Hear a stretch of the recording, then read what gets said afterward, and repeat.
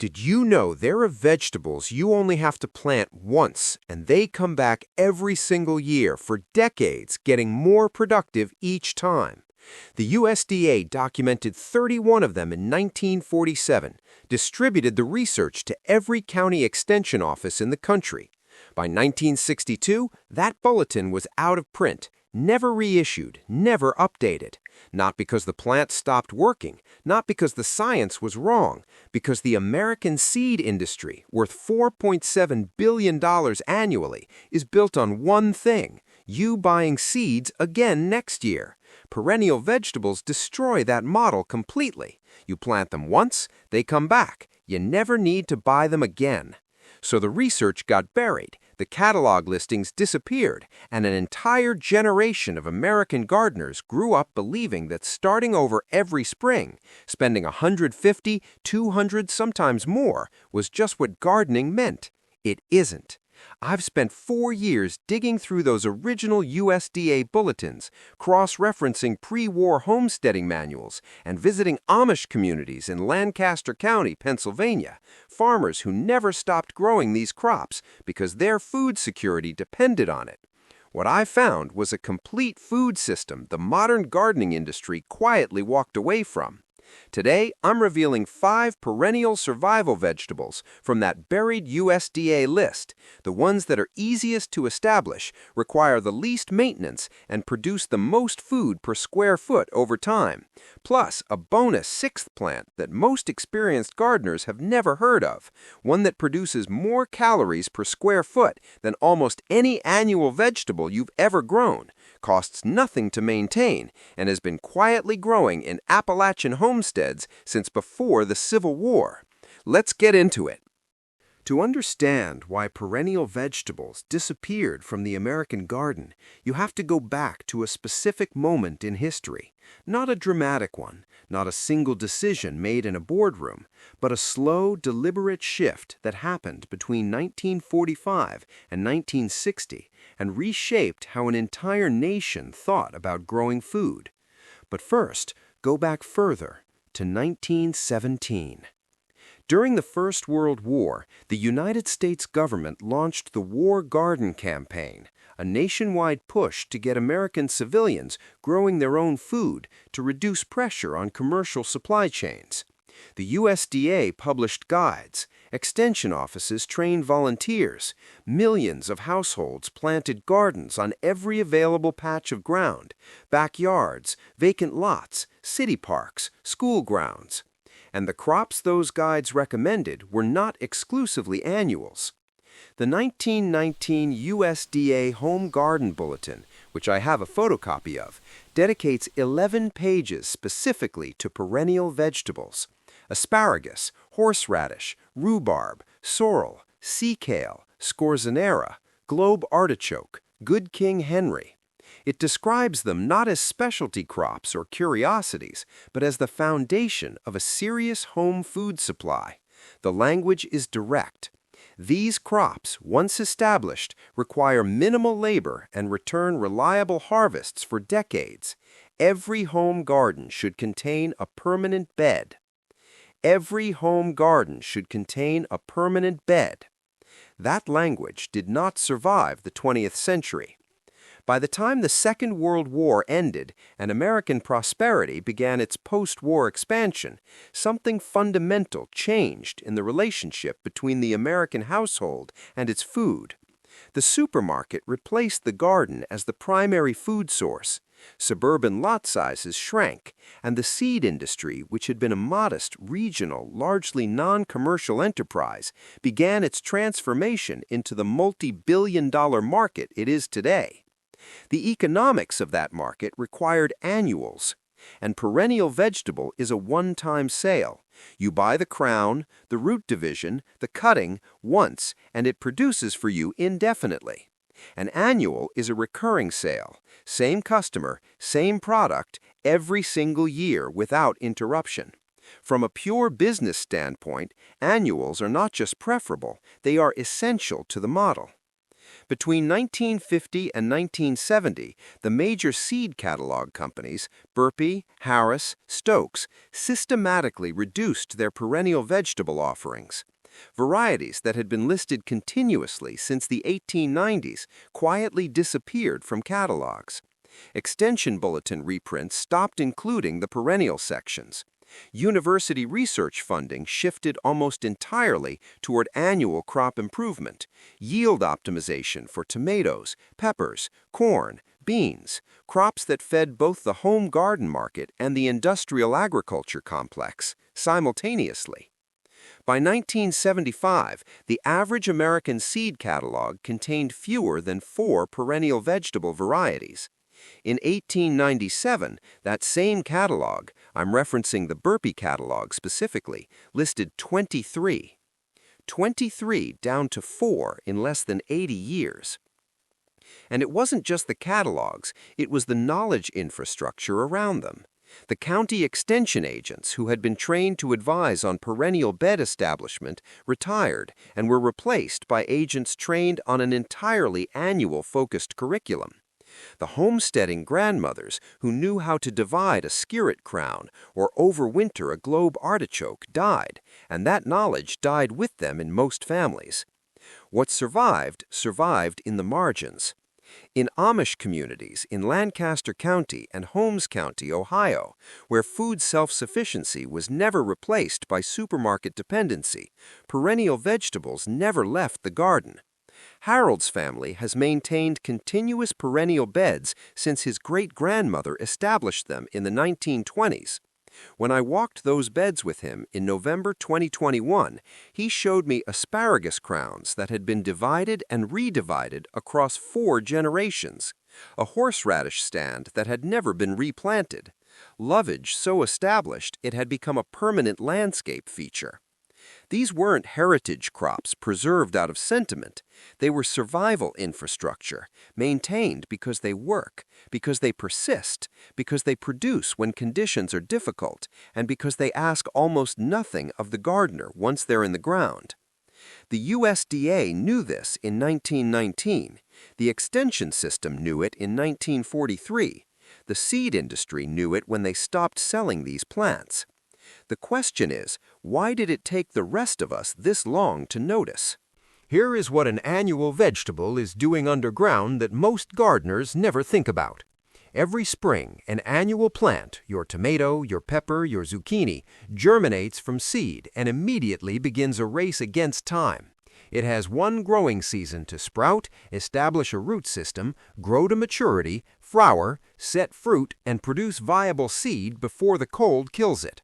Every unit of energy that plant generates goes toward that single-season sprint. The root system is shallow by design, just deep enough to support one season of above-ground production. When frost hits, the plant dies because it was never built to survive. It was built to reproduce quickly and exit. A perennial vegetable is doing something fundamentally different. In its first year, a perennial invests the majority of its energy not into above-ground production, but into root development. An asparagus crown in year 1 puts down roots that can reach 6 feet deep. A Jerusalem artichoke establishes a tuber network in its first season that will expand laterally for decades. Skirret, lovage, sea kale, all of them spend year 1 building the underground infrastructure that will power every subsequent year of production. This is why experienced growers tell you not to harvest asparagus in year 1. The plant isn't being stingy, it's building the machine. By year 3, that machine is running. A mature asparagus crown, properly established, has a root mass that can weigh over 4 pounds and reach depths no annual root system ever approaches. That root mass stores carbohydrates through winter, draws moisture from soil layers that dry seasons never reach, and fuels a spring emergence so vigorous it can produce harvestable spears within days of the last frost. The plant doesn't need to regrow from seed. It doesn't need to reestablish. It simply wakes up and resumes production from exactly where it stopped. The biological term for this is resource preloading. The perennial front-loads its investment, paying the establishment cost once, and then draws returns on that investment indefinitely. The compounding effect is significant. A study conducted at the Rodale Institute in Emmaus, Pennsylvania, published in their 1984 research bulletin, documented asparagus beds in their 11th, 18th, and 24th year of continuous production. The 24-year bed was outproducing the 11-year bed by a factor of 1.8, not declining with age, as annual crop logic would suggest, but still increasing. The root system had spent 2.5 decades deepening, widening, and storing more energy each fall to power a larger spring emergence the following year. The same compounding dynamic applies to the root crops. Jerusalem artichokes, which Harold has growing in a 12 by 8 foot section of his permanent beds, produced an estimated 200 pounds of tubers in their 14th year of establishment from a planting that began with $11 worth of seed tubers. The multiplication rate of a mature stand runs between 10 and 20 times the original planting volume annually. There is also a soil dynamic that annual gardening actively works against. Annual beds require tillage, turning the soil, disrupting the fungal networks, breaking the mycorrhizal connections that plants use to share nutrients and water. Perennial beds, left undisturbed year after year, develop increasingly complex underground ecosystems. The soil in a 20-year perennial bed is structurally and biologically different from the soil in an annual bed beside it. Darker, looser, more populated with beneficial organisms, more capable of retaining moisture through dry periods. The Amish don't till their permanent beds. Harold hasn't turned the soil in his perennial section in over a decade. The plants don't need him to. The system is running itself. That is what an annual garden, reset every spring, never gets the chance to become. So if perennial vegetables are this productive, this resilient, this low maintenance, why doesn't every gardening channel cover them? Why doesn't every seed catalog lead with them? Why did an entire category of food-producing plants quietly vanish from the mainstream American garden over the course of about 30 years? Follow the money. It's never complicated when you follow the money. The United States seed market generated $4.7 billion in retail sales in 2023. That number depends entirely on annual replanting. Every tomato start, every pepper seedling, every packet of zucchini seed represents a recurring transaction. The customer who bought from you last year needs to buy from you again this year, and next year, and every year after that without interruption for as long as they garden. A perennial vegetable breaks that cycle. You buy an asparagus crown once. It produces for 25 years. You buy a Jerusalem artichoke tuber once. Within 3 seasons, you have more planting stock than you can use, and you're giving it away to neighbors. You establish a walking onion patch in a 2 by 4 foot corner of your garden, and it quietly multiplies on its own every season until you're the one supplying everyone on your street. These plants don't generate repeat transactions. They generate food security. And food security, from a retail standpoint, is a terrible business model. The withdrawal was not announced. There was no press release from the Seed Trade Association in 1965 declaring that perennial vegetables were being phased out of commercial offerings. It happened the way most inconvenient things disappear from institutional knowledge, gradually, quietly, through funding decisions and catalog edits and curriculum changes that individually looked like routine housekeeping. University extension programs stopped receiving research grants for perennial vegetable development. The grants went to tomato yield optimization, hybrid corn development, pest-resistant annual varieties, crops with commercial replication value. Perennial research, which produces results over decades rather than single growing seasons, was structurally incompatible with the grant cycle, so it stopped. Seed catalogs followed market demand, or more precisely, they shaped it. When Burpee stopped listing scorzonera, skirret, and sea kale, home gardeners stopped growing them. When they stopped growing them, they stopped asking for them. When they stopped asking, the catalog justification for carrying them disappeared entirely, a self-fulfilling erasure. The gardening media completed the loop. Every magazine, every television program, every how-to book that normalized the annual garden as the default, as the only model, reinforced the idea that starting over every spring was simply what gardening meant, not a commercial choice, not a design dependency, just the natural order of things. It wasn't. In 1919, the USDA called permanent perennial beds the foundation of a serious home food supply. That assessment didn't become wrong, it became inconvenient. Harold's family never accepted that framing. Neither did the other Amish communities, the Appalachian homesteaders, the subsistence growers who maintained these crops through every decade of their commercial disappearance.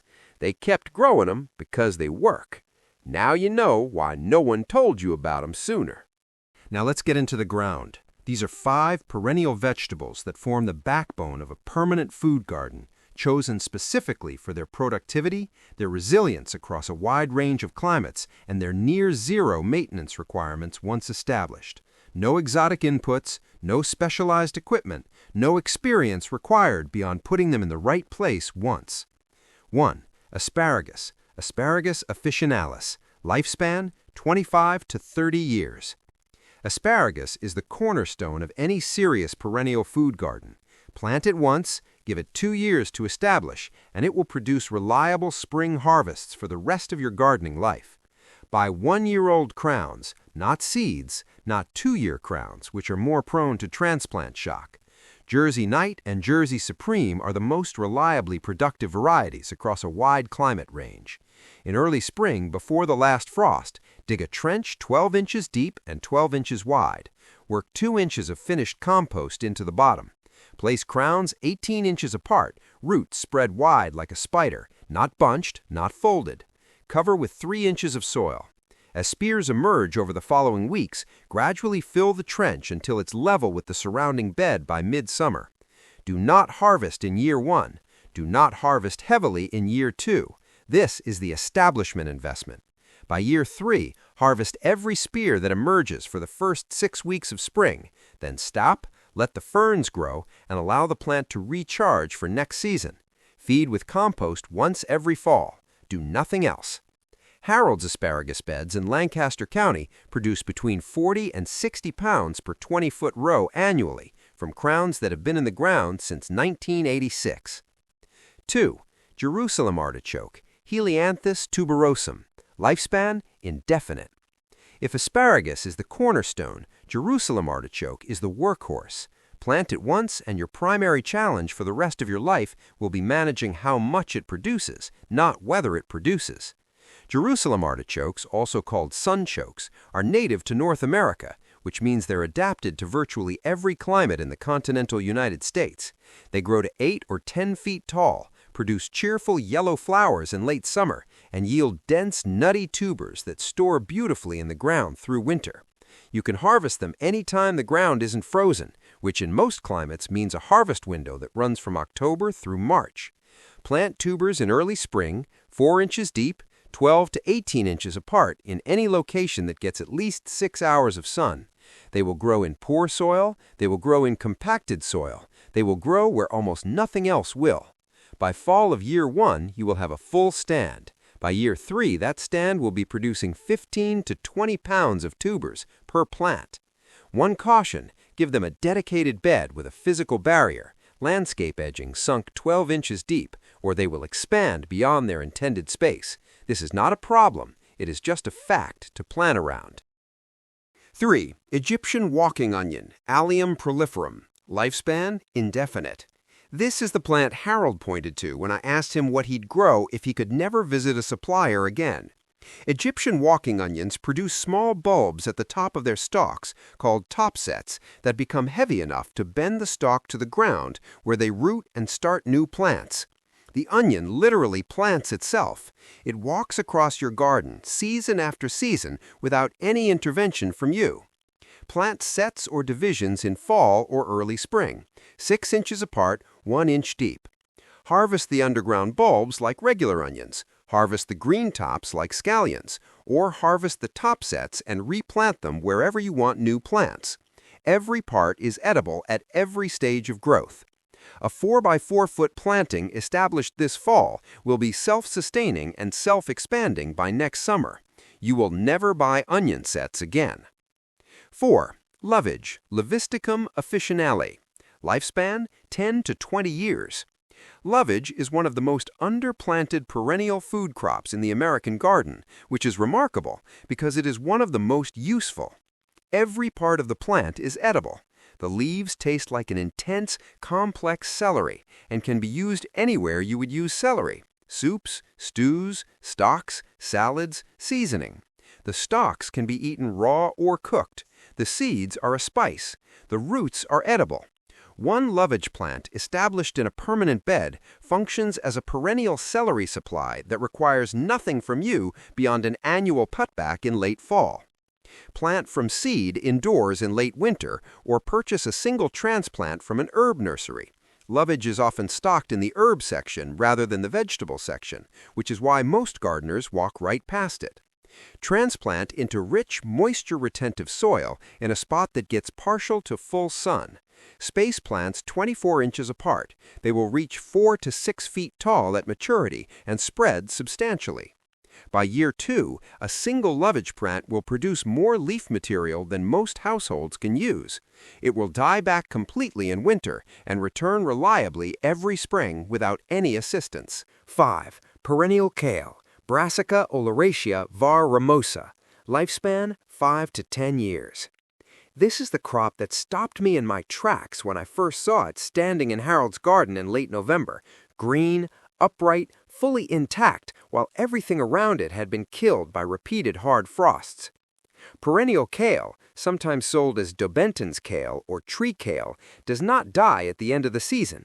It overwinters in the ground, resumes growth in early spring before almost any other vegetable in the garden, and produces harvest-ready leaves from March through December in most climates.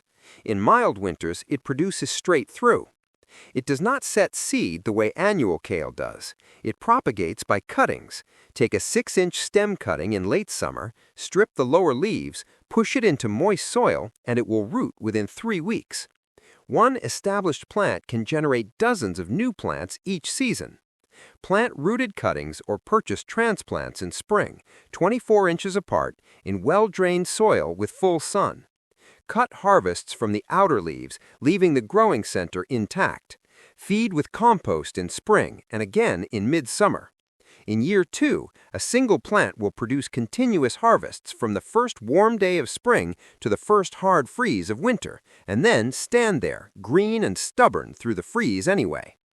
These 5 crops alone form a complete, year-round, self-sustaining food system. Established together in a dedicated permanent bed this season, they will still be producing the day you decide to hand that garden to someone else. No replanting, no annual seed budget, no seasonal reset. Just food compounding quietly in the ground, year after year after year. Before you go out and plant everything I just described, there are a few things I want to be straight with you about, because a channel that only tells you the upside isn't a channel you should trust. First, year 1 will disappoint you. Perennial vegetables establish slowly by design. If you plant asparagus crowns this spring and expect a harvest by August, you will be frustrated. The establishment period is real. Respect it. Second, Jerusalem artichokes will spread aggressively if you don't contain them. Plant them without a physical barrier, and within 3 years they will be somewhere you didn't intend. Plan the bed before you plant, not after. Third, lovage gets large. A mature plant at full height can shade out neighboring crops. Site it on the north side of your bed, where its height works for you rather than against you. Fourth, perennial kale is not frost-proof in every climate. In USDA zones 4 and below, it will need mulching or cold frame protection through the hardest winter months. And finally, none of these plants perform well in waterlogged soil. Drainage is the one non-negotiable across every crop on this list. Plan for these realities up front. They are all manageable. None of them change the outcome. The knowledge is in your hands now. The USDA knew this in 1919. The seed industry buried it for profit. And for decades, millions of gardeners kept spending money every spring on a system designed to keep them dependent. That ends with you. Now, I promised you one final crop at the start of this video. That crop is groundnut. Apius americana, a nitrogen-fixing perennial vine that produces edible tubers and edible beans from the same plant, has been growing in Appalachian homesteads since before the Civil War, and once established, produces more calories per square foot than almost any annual vegetable you've ever grown. I'm covering it in full detail in the next video. Make sure you're subscribed so you don't miss it. And before you go, drop one word in the comments. Which of these 5 crops are you planting first? The permanent garden starts today.